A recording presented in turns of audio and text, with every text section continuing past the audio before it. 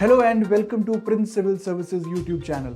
My name is Sanchit और आज हम स्टार्ट करेंगे एक नई वीडियो जिसका टाइटल है history through MCQs post modern age और ये है पार्ट 1।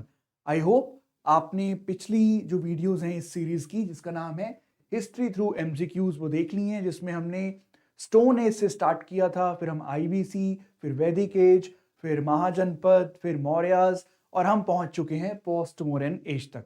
तो ये पार्ट 1 है, इसके बाद पार्ट 2 पार्ट 3 भी आएंगे। तो आइए स्टार्ट करते हैं इस वीडियो को। पोस्ट मॉडर्न एज मतलब मौर्यस के बाद का काल। तो मैंने यहाँ पे टाइम पीरियड भी लिख दिया है 200 बीसी से 300 एडी और तकरीबन तकरीबन 500 साल का ये जो सफर है उस पूरे एज को पोस्ट मॉडर्न एज बोला जाता है। और हम इस वीडियो में जानने की कोशिश करेंगे इस एज के बारे में through MCQs. But before we start solving the questions, आइए देखते हैं कि जब भी आप इस चैप्टर को पढ़ें तो आपको किन किन टॉपिक्स पे ध्यान देना है। तो सबसे पहली बात, आपको मौर्यस के बाद जो लोकल रूलर्स आए थे, लोकल डायनेस्टीज थी, सबसे पहले उस पर ध्यान देना है। फिर उसके बाद सेंट्रल एशिया से या जो फॉरेनर्स आए थे उनके बारे में जानना है। फिर आपको इस एज के आर्ट एंड आर्किटेक्चर के बारे में पता होना चाहिए। लोकल रूलर्स में पोस्ट मौर्यास में आपको पढ़ना है शुंगास के बारे में, सबसे इंपॉर्टेंट शुंगास। फिर सतवाहनास के बारे में पढ़ना है आपको, और सेंट्रल एशिया में पढ़ना है आपको इंडो ग्रीक्स के बारे में, इंडो ग्रीक्स। फिर आपको पढ़ना है शकास के बारे में, देन वैसे ही पार्थियंस और एंड में Kushans. Then after completing all these political dynasties, चाहे वो शुंगास हैं, सतवाहनास हैं, इंडो ग्रीक्स हैं, शकास हैं, पार्थियंस हैं या फिर कुशन है, उनमें आपको उनकी डिटेल पढ़नी है। सम इंपॉर्टेंट रूलर्स के बारे में पढ़ना है। जैसे कि एग्जांपल मैं आपको दे ही देता हूं, शुंगास में आपको पुष्यमित्र शुंगा के बारे में पढ़ना है, सतवाहनास में गौतमीपुत्र सत्कारनी के बारे में पढ़ना है। तो उसी तरह हर एक रूलिंग डायनेस्टी में कोई ना कोई इंपॉर्टेंट रूलर रहा है जिसके बारे में आपको उसकी अचीवमेंट्स, कॉन्ट्रीब्यूशंस एंड एक्सपेंशन उसने कैसे किया उसके बारे में पता होना चाहिए। फिर आर्ट एंड आर्किटेक्चर कंपोनेंट में आपको सबसे इंपॉर्टेंट बात जो पढ़नी है वो है स्कल्पचर। 3 तरह के स्कूल बने थे इस टाइम पीरियड में, मथुरा, देन गांधार, देन आपका अमरावती। तो आपको इन तीनों के बारे में पता होना चाहिए। ये जो आप बोर्ड पे लिखा हुआ देख रहे हैं ये बेयर मिनिमम नीड्स हैं, बेयर मिनिमम टॉपिक्स हैं जो आपको कंप्लीट करने ही करने हैं। इसके अलावा भी बहुत कुछ है। तो इसमें हम आप संगम एज के बारे में पढ़ सकते हैं। डाउन साउथ में संगम एज, वहां पे क्या क्या हुआ था, संगम लिटरेचर एंड सो ऑन। सो मैंने एक बहुत ही ब्रीफ में आपको ओवरव्यू दे दिया है कि आपको जब भी इस चैप्टर को टच करना है, पूरे 500 साल के बारे में पढ़ना है, तो उसमें आपको किन किन टॉपिक्स पे, सब टॉपिक्स पे ध्यान देना है। Okay, I hope the things are clear here. If any doubt तो प्लीज आप कमेंट सेक्शन में कमेंट कर सकते हैं। I will try to answer as soon as possible. तो आइए जानने की कोशिश करते हैं पोस्ट मॉडर्न एज के बारे में एमसीक्यूज के थ्रू। तो पहला question, which one of the following books of ancient India has the love story of the son of the founders of Shunga dynasty. तो क्वेश्चन ये है कि किस बुक में शुंगा डायनेस्टी के जो फाउंडर हैं उनके सन के बारे में जो स्टोरी है वो लिखी गई है। तो आपके ऑप्शंस हैं स्वपनवास दत्ता, मालविका अग्निमित्र, मेघदूत, रत्नावली। ये आपके 4 ऑप्शंस हैं। उसी तरह जिस तरह से हम पिछली वीडियोस में करते आए हैं, आप वीडियो को पॉज कीजिए, इस क्वेश्चन को सॉल्व कीजिए और फिर वापस लौटिए आंसर और एक्सप्लेनेशन के लिए। तो ये जो क्वेश्चन है बहुत ही सरल क्वेश्चन है। इसका सबसे पहले आंसर आपको बता दूं, इसका आंसर है बी, मालविका अग्निमित्र। तो थोड़ा सा जानने की कोशिश करते हैं ये बुक क्या थी, क्या स्टोरी लिखी गई है इसके बारे में। तो यहाँ पे सबसे पहले आपको पता होना चाहिए who was the founder of Sunga dynasty. It was Pushyamitra Shunga, Pushyamitra Shunga, and his son name is Agnimitra. Pushyamitra Shunga जो कि फाउंडर थे शुंगा डायनेस्टी के, उनके बेटे का नाम था अग्निमित्र। तो अगर आपको इतना जानकारी है तो आप ये क्वेश्चन इजीली कर सकते हैं, बट कई बार पता नहीं होता बेटे का नाम क्या था। बट ये फेमस बुक इसलिए भी है क्योंकि ये कालिदास जी के द्वारा लिखी गई है।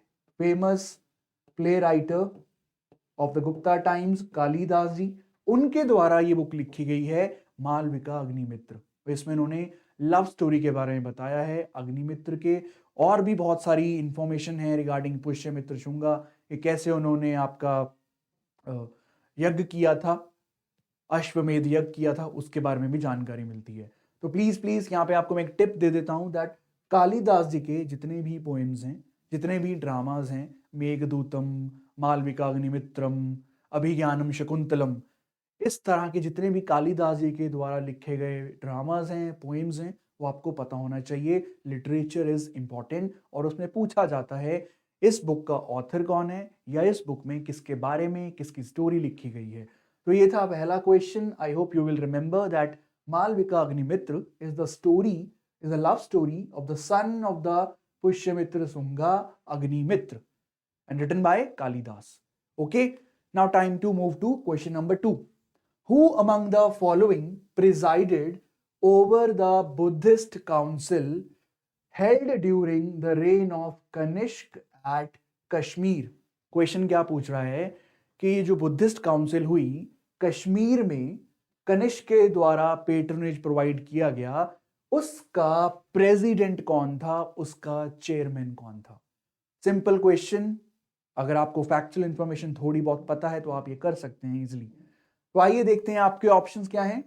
पार्सव, नागार्जुन, शूद्रका या वासुमित्र, ये आपके ऑप्शंस हैं। तो इस क्वेश्चन का सही जवाब है डी, वासुमित्र। बहुत ही फैक्चुअल क्वेश्चन, लेकिन यहां पे इस क्वेश्चन में आपको मैं बता दूं दैट ये जो पॉइंट है बुद्धिस्ट काउंसिल, ये बहुत ही इंपॉर्टेंट टॉपिक है। तो जो फोर्थ बुद्धिस्ट काउंसिल हुई थी, फोर्थ बुद्धिस्ट काउंसिल हुई थी, वो कश्मीर में कनिष्क के द्वारा, सपोर्ट के द्वारा, और उसका प्रेसिडेंट कौन था, वासुमित्र। तो यहां से ये तो हो गया क्वेश्चन, बट यहां से आपको पता चला that there were 4 Buddhist council, 4 Buddhist council हुई हैं। और आपको बुद्धिस्ट काउंसिल बड़े ध्यान से पढ़ना है। किन किन चीजों का ध्यान रखना है, पहले तो सबसे पहले तो टाइम पीरियड, कब हुई थी, the year, the exact year, इस चीज का ध्यान रखेंगे। देन उसके बाद सेकंड फोकस रहना चाहिए द प्लेस, कहां हुई थी। जैसे फोर्थ बुद्धिस्ट काउंसिल है, वो कहां हुई है, कश्मीर में हुई है। थर्ड चीज जो पता होनी चाहिए, द रूलर, द पेट्रॉन, किसने सपोर्ट प्रोवाइड किया था। जैसे यहां पे फोर्थ बुद्धिस्ट काउंसिल में आपको पता चली गया होगा that Kanishka, the Kushan ruler Kanishka ने सपोर्ट प्रोवाइड किया था। चौथी चीज जो आपको पता होनी चाहिए वो ये है द प्रेसिडेंट, जो इस क्वेश्चन में पूछा गया है, द प्रेसिडेंट। यहां पे फोर्थ बुद्धिस्ट काउंसिल का जो प्रेसिडेंट है उसका नाम है वासुमित्र। लास्ट चीज आपको पता होनी चाहिए, आउटकम, हुआ क्या था, इसका निष्कर्ष क्या निकला। तो कुछ ना कुछ जो काउंसिल हुई है उसमें कुछ बात हुई होगी और उसका कुछ आउटकम निकला होगा। तो इस तरह से आपको 5 पैरामीटर याद करने हैं, time, place, patron, president, outcome. ये पांचों याद कीजिए, आपके क्वेश्चंस सॉल्व हो जाएंगे। So this was second question of this video. Fourth Buddhist Council का प्रेसिडेंट कौन था, Vasumitra is the answer. Time for question number 3. The practice of military governorship was first introduced in India by Greeks, Shakas, Parthians, Kushans. तो यहां पे ये पूछ रहा है कि इंडिया में मिलिटरी गवर्नरशिप यानी कि एक सेनापति है, मिलिट्री है का सेनापति है, उसको आपने सिविल एडमिनिस्ट्रेशन में भी एंट्री दे दी है, उसको गवर्नर बना दिया है। This is military governorship. तो यहां पे इंडिया में किसने इसको इंट्रोड्यूस किया था? ग्रीक्स, शकास, पार्थियंस, कुशन्स, ये चारों आपके फॉरेन फोर्सेस हैं, central Asian contact, Iranian and so on. आइए जानते हैं इसका सही जवाब क्या है। तो right answer to this question is A, Greeks. Please remember this, the military governorship was first introduced in India by the Greeks and उस समय के जो मिलिट्री गवर्नर्स थे उनको एक टर्म दी गई, किस नाम से बुलाया जाता था? स्ट्रैटेगोस। ये भी एक तरह का क्वेश्चन बन सकता है कि स्ट्रैटेगोस क्या हैं। स्ट्रैटेगोस आर द मिलिटरी गवर्नर्स और सबसे पहले जिन्होंने इंट्रोड्यूस किया इंडिया में वो थे ग्रीक्स, द इंडो ग्रीक्स। तो I think question is simple, but यहां पे आपको एक और चीज बता दूं दैट द क्वेश्चन में लिखा गया है फर्स्ट। तो हमेशा याद करें कि अगर कोई भी पॉलिसी, कोई भी नई चीज, कोई भी मटेरियल थिंग पहली बार यूज की गई, पहली बार इंट्रोड्यूस की गई, तो वो क्वेश्चन इंपॉर्टेंट बन जाता है, यूपीएससी पॉइंट ऑफ व्यू से इंपॉर्टेंट बन जाता है। किसने इंडिया में मिलिट्री गवर्नरशिप इंट्रोड्यूस किया, किसने इंडिया में गन्स इंट्रोड्यूस की, किसने इंडिया में कॉइन्स इंट्रोड्यूस किए। तो इस तरह से हमेशा ध्यान रखें that wherever there is something written like the first introduction, first use and so on, तो वो बहुत इंपॉर्टेंट बन जाता है। तो यहाँ पे द क्वेश्चन नंबर 3 का आंसर है द ग्रीक्स। ग्रीक्स ने इंट्रोड्यूस किया था मिलिट्री गवर्नरशिप और जिसको स्ट्रैटेगोस भी बोला जाता है। Okay, question number 4, with reference to invaders in ancient India, which one of the following is the correct chronological order? Simple सा क्वेश्चन है, यहां पे पूछ रहा है कि जब बाहर से इन्वेडर्स आए तो उनका सही ऑर्डर क्या है, किस क्रोनोलॉजी में आए, पहले कौन आया, उसके बाद कौन आया, उसके बाद कौन आया। तो यहां पे आपको एक ऑर्डर दिखाया गया है, पूछ रहा है कि सबसे पहले कौन आया, फिर बाद में, उसके बाद कौन आया। तो ऑप्शंस हैं Greeks, Shakas, Kushans, Greeks, Kushans, Shakas, Shakas, Greeks, Kushans, and D is Shakas, Kushans, Greeks. तो ये बहुत ही बेसिक क्वेश्चन, अगर आपने इस चैप्टर को थोड़ा सा भी ध्यान से पढ़ा हो तो आप ये क्वेश्चन कर सकते हैं। इस क्वेश्चन का राइट आंसर है ए, क्योंकि ग्रीक्स सबसे पहले आए थे, फिर उनके बाद शकास ने एंट्री करी और उनके बाद आपके कुशन्स आए थे। तो मैं आपको बता दूं ए इज द ऑप्शन। तो अपनी स्क्रीन पे आप देख सकते हैं कि Indo Greeks were the first to come, उसके बाद शकास आते हैं जिन्हें सिथियंस भी बोला जाता है, फिर पार्थियंस आए या जिन्हें पहलवास भी बोला जाता है, और अंत में आपके कुशन्स आते हैं। थोड़ी सी और इंफॉर्मेशन प्रोवाइड कर दूं, पहले तो ऑर्डर क्लियर हो गया, ग्रीक्स, शकास, देन कुशन्स। लेकिन अब यहां पे जब भी आप इस चैप्टर में पढ़ें तो ये एक थीम है यहां पे कि इस समय में पोस्ट मॉडर्न एज में कौन कौन से फॉरेनर्स आए थे, तो उनका कांटेक्ट कैसे हुआ, उनका कंट्रीब्यूशन क्या था एंड सो ऑन, इंपैक्ट क्या था, कौन सा उनका मेन राजा था। तो यहाँ पे मिलिंदा, ये मैं राजा के नाम लिख रहा हूं, रूलर के नाम लिख रहा हूं, द फेमस रूलर्स। आपके शकास में आपको याद करना है रुद्र दमन के बारे में, रुद्र दमन। देन पार्थियंस में गोंडोफेरेंस,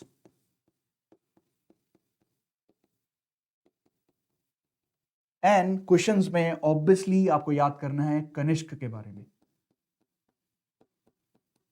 तो ये कुछ रूलर्स हैं जो आपको एक डायनेस्टी से याद करने ही करने हैं।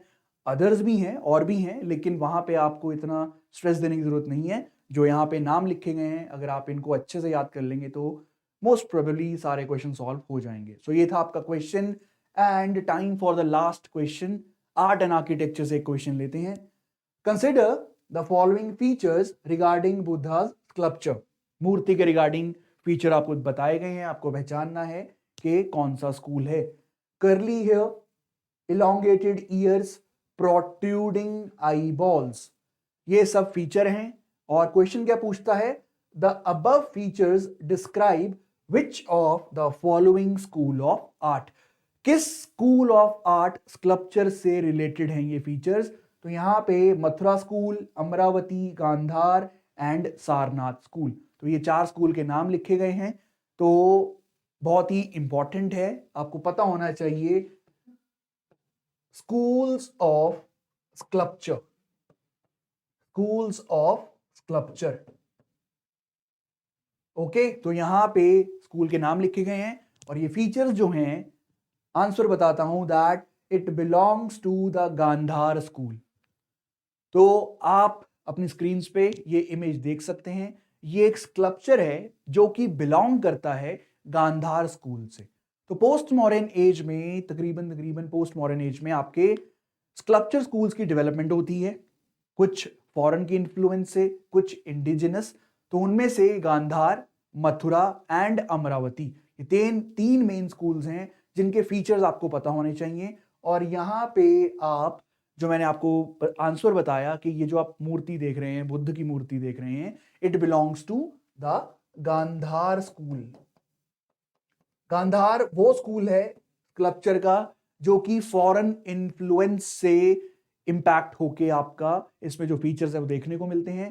तो आप कुछ देख सकते हैं फीचर दैट बुद्धा के बाल देखिए आप, the hairs they are curly hairs. Then you can see the ears, they are elongated. और इलोंगेटेड क्यों है? Due to the weight of the earrings. तो जब वेट इयररिंग्स पहने तो उससे वो इलोंगेटेड हो गए। Then you can see that how there is a garment और उसमें आपका फोल्ड्स बनाए गए हैं। और सबसे बड़ी बात आपको एक बता दूं दैट इस स्कूल को आप ग्रीको रोमन स्कूल भी बोल सकते हो, क्योंकि इसमें ग्रीक्स और रोमन की इंफ्लुएंस देखने को मिलती है। और इस स्कूल में खास बात यह है कि जैसा रियलिटी में आपको देखने को मिलता है वैसा ही दर्शाया जाता है इन स्कल्पचर्स में। तो लुक एट द फिनिश, किस तरह से बनाया गया है।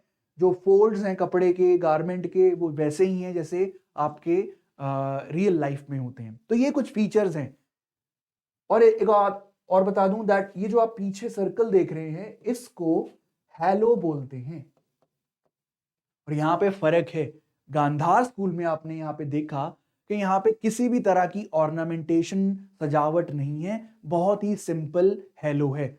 अगर आप मथुरा स्कूल में चले जाइए तो यहाँ पे जो हैलो बनाया जाता है उसको बहुत ही ब्यूटीफुली ऑर्नामेंटेशन से सजाया जाता है। तो ये कुछ फीचर्स हैं। मैं गांधार स्कूल, मथुरा स्कूल और अमरावती स्कूल पे एक वीडियो भी बनाने जा रहा हूँ जो कि आप देख सकते हैं हिस्ट्री थ्रू पिक्चर्स में, जहां पे मैं गांधार, मथुरा और अमरावती स्कूल के फीचर को डिस्कस करूंगा। तो ये जो क्वेश्चन था इसमें आप राइट आंसर देंगे गांधार स्कूल, क्योंकि कर्ली हेयर, इलोंगेटेड ईयर और प्रोट्रूडिंग आईबॉल्स ये सब फीचर किसके हैं? गांधार स्कूल के हैं। तो I hope you learned a bit about the post-Mauryan through MCQs. So please subscribe to our channel Prince Civil Services. हमें आप फॉलो कर सकते हैं टेलीग्राम, इंस्टाग्राम और ट्विटर पे भी। और प्लीज हमारी और जो वीडियोस हैं, वीडियो सीरीज जो हम चलाते हैं अपने चैनल पे, उसको भी देखिए। So thanks for watching, see you in the next video with more content and more questions. Thank you.